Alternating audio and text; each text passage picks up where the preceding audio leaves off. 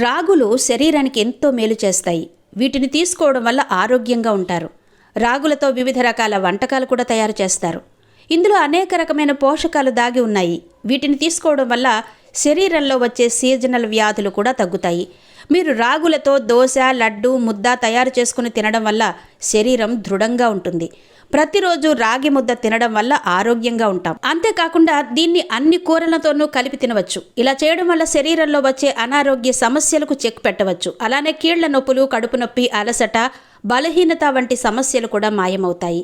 ఇక రాగి సంకటి ముద్దను తయారు చేసే విధానం ఎలా ఉంటుందంటే, ముందుగా నీటిలో బియ్యాన్ని పోసి ఉడికించుకోవాలి.